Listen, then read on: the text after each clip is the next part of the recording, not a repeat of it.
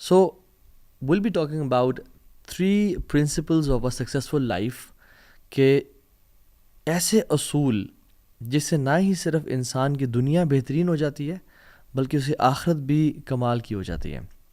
اور یہ اصول بائی دا وے میرے بنائے ہوئے نہیں ہیں، یہ اصول صحابہ کی جنریشن سے لے کے آج تک نیک لوگوں میں پائس پریڈیسیسرز میں چلتے ہوئے آ رہے ہیں.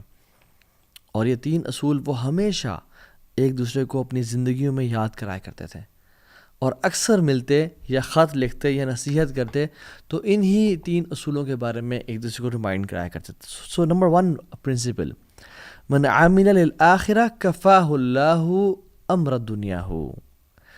جس نے اپنی آخرت کو ٹاپ پرائرٹی پہ بنا لیا، جس نے آخرت کے لیے عمل کر لیا، اللہ اس کے دنیاوی افیئرز کی رسپانسبلٹی لے لیں گے. اللہ اکبر. یعنی جس کی پرائرٹی لسٹ پہ آخرت نمبر 1 ہوئی، آخرت کا بنانے کا ٹاپ پہ بنانے کا مطلب کیا ہے کہ میں بس مسجد میں بیٹھ جاؤں اللہ کروں؟ نہیں. اس کا مطلب یہ ہے کہ میں صرف ہر سال نفلی حج کروں اور عمرے کروں؟ نہیں، اس کا مطلب یہ نہیں ہے.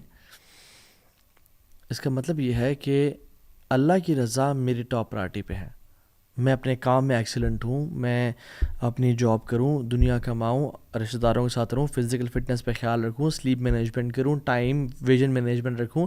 بٹ جب آواز آئے اللہ اکبر، مجھے پتا ہو میری پرائرٹیز کیا ہیں. مجھے پتا ہو کہ this meeting will take a pause here and then will go pray صلاح اینڈ دین کم بیک.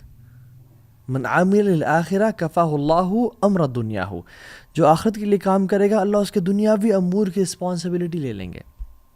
آخرت کو ٹاپ پرائرٹی بنانا، free yourself for the worship of Allah سبحانہ و تعالیٰ. اور اس پرنسپل کو بہت ساری احادیث اور قرآن کی آیات سپورٹ کرتی ہیں. ان میں سے چند: عن نبی صلی اللہ علیہ وسلم قال ان اللہ تعالی یقول، اللہ کے نبی نے فرمایا صلی اللہ علیہ وسلم کہ اللہ رب العالمین فرماتے ہیں، یعنی حدیث قدسی ہے، یہ ابن آدم، اے آدم کی اولاد، تفرغ لعبادتی، اپنے آپ کو میری عبادت کے لیے تھوڑا سا فارغ کر لے. املا صدرک غنا واسد فقرک، میں تیرے دل کو غنی کر دوں گا، تجھے مالدار کر دوں گا، واسد فقرک، اور فقیری کا تجھ سے کھینچ کے لے جاؤں گا، تو پھر کبھی فقیر نہیں ہوگا.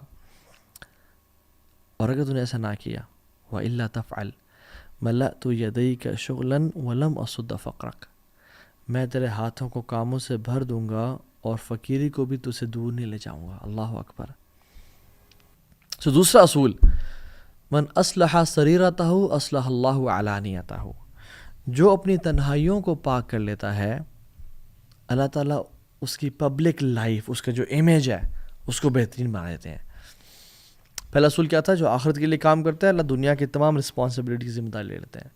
دوسری جو شخص اپنی پرسنل اور پرائیویٹ مومنٹس کو پاک رکھتا ہے، ان کی اصلاح کر لیتا ہے، اصلح اللہ علانیتہ، اللہ اس کی جو امیج ہے، جو اس کی پبلک لائف ہے، جو لوگ اس کے بارے میں سوچتے ہیں اور جو ایک اس کا پرسیپشن ہے، اس کو ٹھیک کر لیتے ہیں اور اس کے لیے آسانیاں کر دیتے ہیں لائف میں. امام غزالی رحمہ اللہ احیاء علوم الدین میں واقعہ لکھے آتے ہیں کہ عبداللہ بن دینار اور عمر بن خطاب دونوں جا رہے تھے. سفر کرتے کرتے رات ہو گئی، پڑاؤ ڈالا، ایک بکریاں کو چروانے والا آیا، کہا کہ ایک بکری تم سے پرچیز کرنی ہے ہم نے. انہوں نے کہا جی ٹھیک ہے.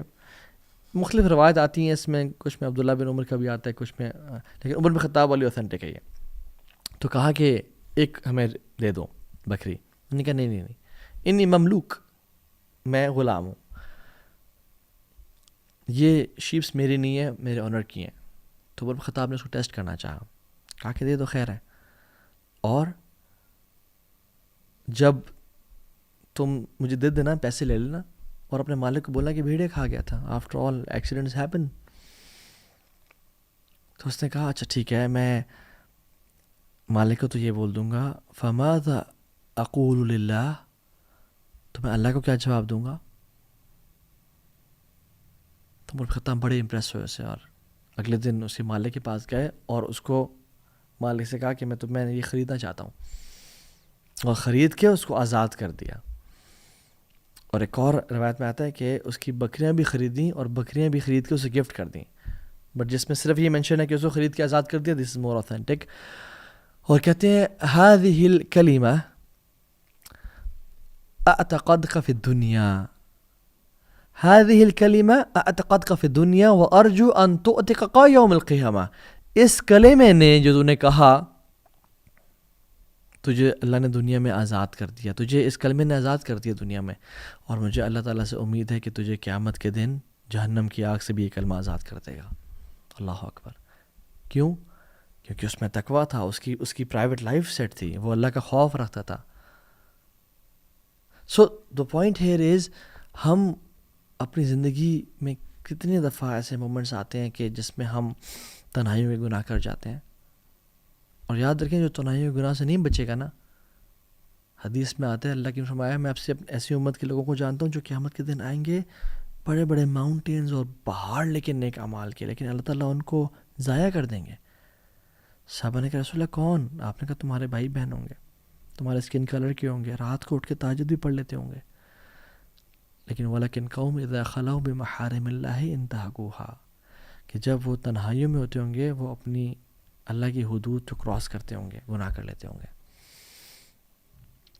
کیونکہ اللہ تعالیٰ وَنَعْلَمُ مَا تُوَسْوِسُ بِهِ نَفْسُهُ وَنَحْنُ أَقْرَبُ إِلَيْهِ مِنْ حَبْلِ الْوَرِيدِ، ہم اس کے شارخ سے زیادہ قریب ہیں. قُلْ إِن تُخْفُوا مَا فِي صُدُورِكُمْ أَوْ تُبْدُوهُ يَعْلَمُهُ اللَّهُ، چاہے تم چھپاؤ یا چاہے تم ظاہر کرو، اللہ تعالیٰ جانتے ہیں اسے.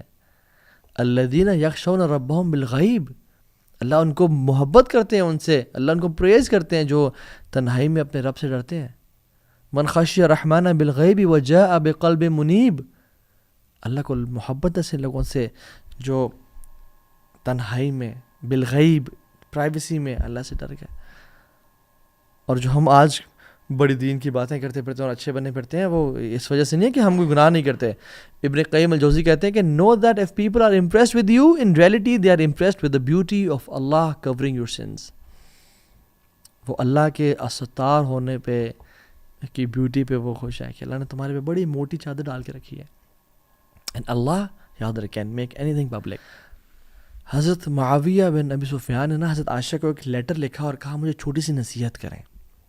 تو حضرت عائشہ نے نا کہا کہ میں نے اللہ کے نبی سے سنا تھا اور یہ نصیحت کی ہے، اللہ کے نبی سے حدیث کوٹ کی، من التمس رضا اللہ بسخط الناس رضا اللہ عنہ وعرض عنہ الناس، ومن التمس رضا الناس بسخط اللہ سخط اللہ علیہ وسخط علیہ الناس، کہ جو اللہ کو راضی کرنے کے لیے لوگوں کو ناراض کر دیتا ہے اللہ بھی راضی ہو جاتے ہیں اور اسے لوگ بھی راضی ہو جاتے ہیں، اللہ لوگوں کو بھی اسے راضی کر دیتے ہیں. اور جو اللہ کو ناراض کرتا ہے لوگوں کی رضا کے لیے کہ لوگ کیا کہیں گے، تم گرینڈ فینسی ولیمہ نہیں کر رہے، تم ناچ گانا نہیں، تم نے اسٹیج نہیں لگوایا ڈانس فلور، تم نے ڈسکو لائٹس نہیں لگوائیں، تم نے گرینڈ برائڈل شاور نہیں کیا، تم کب سے مولوی ہو گئے، تم کب سے ڈرگس چھوڑ دیے، تم تو کانسرٹس کی شان ہوا کرتے تھے، تمہیں کیا ہو گیا. تو جو لوگوں کو راضی کرتا ہے اللہ کو ناراض کر کے، اللہ بھی ناراض ہوتے ہیں اور لوگوں کو بھی ناراض کر دیتے ہیں. کیوں؟ کیونکہ یاد رکھیں حدیث میں آتا ہے اللہ تعالیٰ کی 2 انگلیوں کے بیچ میں تمام لوگوں کے دن ہیں. ان قلوب بنی آدم کلھا بین اصبعین من اصابع الرحمن، کہ اللہ کی 2 انگلیوں کے بیچ میں تمام لوگوں کے دل ہیں. کقلب واحد، جیسے ایک دل ہوتا ہے، یصرفہ حیث یشاء، وہ جس طرف چاہے پھیر دے، لوگوں کو آپ کے خلاف کر دے، اللہ کے لیے کیا مشکل ہے، اور لوگوں سے آپ سے محبت کروا دے، اس کے لیے کیا مشکل ہے. تو یہ 3 پرنسپلز ہیں جو ہمیں یاد رکھنے ہیں. آخرت کو اپنی ٹاپ پرائرٹی بنائیں، اللہ تعالیٰ آپ کے تمام دنیاوی افیئرس کی ذمہ داری لے لے گا. اپنی سیکرٹ لائف کو پاک کریں، اللہ تعالیٰ آپ کے پبلک افیئرس کو سارٹ آؤٹ کر لے گا. اور اپنا اور اللہ کا ورٹیکل کنیکشن مینٹین رکھیں، اللہ کو ناراض کبھی نہیں کرنا، لوگ بھی آپ سے راضی ہو جائیں گے انشاءاللہ تعالیٰ. اللہ تعالیٰ ہم سب کو ان پرنسپلز پہ عمل کرنے کی توفیق دے اور ہمیں ہمت اور طاقت دے کہ ہم دین پہ قائم رہیں، اور اللہ سبحانہ تعالیٰ ہمیں استقامت کے ساتھ دنیا میں بھی دین پہ رکھے، وفات بھی ہماری کلمے پہ ہو اور مسلمانوں کے ساتھ ہو، اور ہم اٹھیں بھی نبیین، صدیقین، شہداء اور صالحین کے ساتھ. اللہ تعالیٰ ہمیں ان نیک لوگوں میں سے بنائے. ربنا تقبل منا انک انت السمیع العلیم وتب علینا انک انت التواب الرحیم. السلام علیکم ورحمۃ اللہ وبرکاتہ.